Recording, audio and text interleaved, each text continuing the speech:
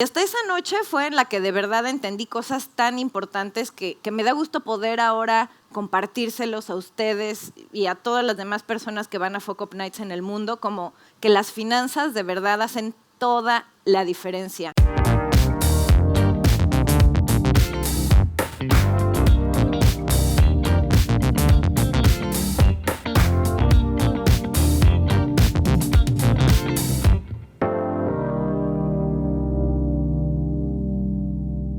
Buenas noches, estoy muy contenta de estar aquí y creo que para empezar tengo que contarles que yo me autodefino como una exploradora de la naturaleza humana y también del planeta Tierra, y en el fondo esa hambre de explorar es lo que provocó el fracaso que hoy les vengo a contar.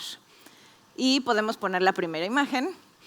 Mi historia de fracaso en realidad se remite a una época en la que yo estaba en la adolescencia estudiando la preparatoria, y esta hambre de explorar me llevó a querer prestar servicio social en comunidades rurales indígenas muy marginadas en México. Seguí haciendo esto durante muchos años, que fue muy bueno porque me ayudó a salir de mi burbuja de niña citadina. Yo viví en la Ciudad de México durante gran parte de mi vida, ahora vivo en la hermosa Buenos Aires porque estoy casada con un argentino. Y bueno, seguí haciendo este servicio social en comunidades marginadas durante mucho tiempo, incluso estando en la universidad mientras estudiaba negocios. Y en uno de estos viajes fui a una comunidad indígena donde sorprendentemente solo había mujeres, niños y ancianos. Todos los hombres se habían ido a trabajar a Estados Unidos como inmigrantes indocumentados en la agricultura, que irónicamente no podían practicar en su propia comunidad porque la tierra era muy árida. Descubrí que en esta comunidad había un grupo de mujeres bordadoras que hacían unos telares hechos a mano espectaculares, y pues cuando vi la calidad de su trabajo me dio curiosidad saber por qué lo hacían, así que se los pregunté si era un hobby, era para decorar su casa, y sorprendentemente me dijeron que bordaban porque una vez al mes iba alguien que les compraba lo que habían alcanzado a bordar. Y les pregunté, bueno, ¿y cuánto les paga esta persona? Y su respuesta fue 30 pesos por lo que alcanzamos a bordar en un mes, que serían como $2 actuales. Desde luego, esta persona se estaba aprovechando de la situación de aislamiento y de la falta de oportunidades laborales que tenían estas mujeres.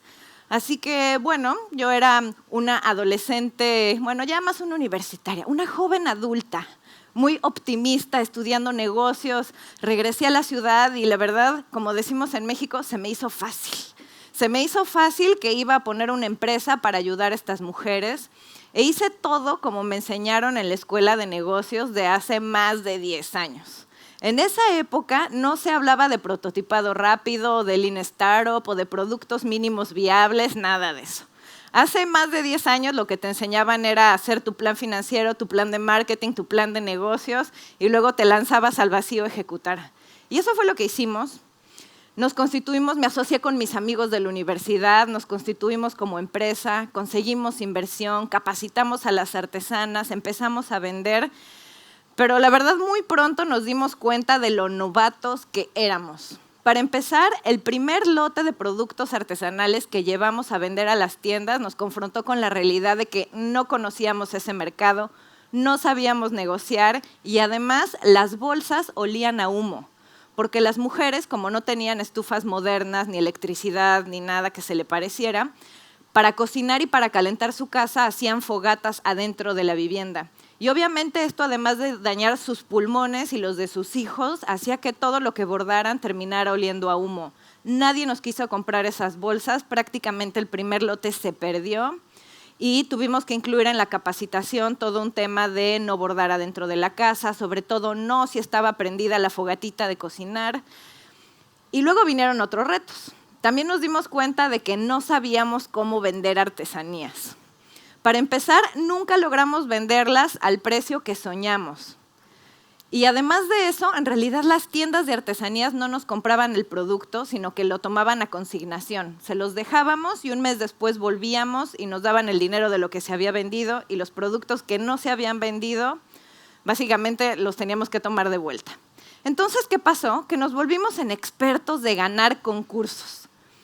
Nuestro dinero, el dinero con el cual sobrevivía la empresa, no era el dinero de la venta de artesanías, sino el dinero de los concursos. Nos convertimos en expertos en aplicar a concursos porque éramos una empresa social muy sexy. Éramos una de las primeras empresas sociales en México. Entonces ganamos concursos de bancos de desarrollo, del gobierno, de empresas, de universidades, pero en realidad nunca teníamos dinero. Eventualmente, uno a uno de mis socios se fueron consiguiendo trabajos donde sí les pagaban y yo me quedé sola haciendo todo. Y creo que esa fue una primera señal de alerta que no vi. Si todo el mundo se baja de tu barco es porque algo está muy mal en ese barco. Y estuve como en negación, yo diría que unos 6 meses. Nunca se me va a olvidar esa noche en la que estaba viendo el Excel donde estaban las finanzas y veía puros números rojos y no sabía cómo arreglarlo. Y hasta ese día fue que entendí que el negocio ya estaba muerto, que ya tenía mucho tiempo muerto y que yo no sabía cómo revivirlo. Y vino el día de dar las noticias. Primero, pues conmigo misma. Luego con mis socios, que también eran mis amigos, son mis amigos. Luego con los inversionistas, que eso no estuvo nada agradable, pero realmente lo peor fue regresar a la comunidad indígena y decirle a las artesanas que la empresa había muerto y que era nuestra culpa. Fue súper duro porque desde luego hubo lágrimas de nuestra parte, de parte de las mujeres, y yo terminé ese día sintiéndome, creo que nunca en la vida me he sentido tan culpable. Yo empecé todo ese proyecto para generar un impacto positivo en la vida de las artesanas y al final sentí que había hecho exactamente lo contrario. Y me sentí tan culpable por esto que lo oculté durante 7 años de mis conversaciones y de mi currículum. Me sentía culpable, me sentí una fracasada. Además, no conocía a otros emprendedores que hubieran fracasado, entonces pensaba que era la única loser en el mundo. Ahora ya saben ustedes que en realidad somos miles y que no estamos solos. Y pues llegó el día en el que realmente entendí a fondo qué era lo que había aprendido de eso, que sucedió más de 7 años después, que fue la noche en la que con mis amigos nos compartimos nuestros fracasos e inventamos las Fuck Up Nights. Esto sucedió hace casi 6 años. Y hasta esa noche fue en la que de verdad entendí cosas tan importantes que me da gusto poder ahora compartírselos a ustedes y a todas las demás personas que van a Fuck Up Nights en el mundo, como que las finanzas de verdad hacen toda la diferencia. A veces sentimos que en una empresa tenemos que poner en una balanza el factor financiero y el factor humano, pero la realidad es que si el factor financiero no anda bien, el factor humano difícilmente lo va a estar. Y también que si no estás llevando una contabilidad real de tu negocio, lo estás condenando al fracaso. También esa noche aprendí que tienes que tener los ojos bien abiertos. Y me encanta que esos sean los ojos de un billete, porque tiene este doble simbolismo. Creo que el fracaso de este negocio yo pude haberlo notado e interiorizado como 6 meses antes o quizá más. Pero pues como estaba en negación y no estaba viendo con objetividad el negocio, pues yo pensaba que un milagro iba a suceder y que el negocio no se iba a morir. Y creo que ahí está el gran peligro de que si no comunicamos a tiempo el fracaso de un negocio, estamos dañando a los involucrados. Y esto es especialmente importante en el caso de las empresas sociales como la mía o en el caso de empresas verdes. Porque cuando estas empresas mueren, no solamente generas un impacto negativo en los empleados, los inversionistas y otros grupos interesados, generas un impacto negativo en las comunidades y ecosistemas que pretendías beneficiar.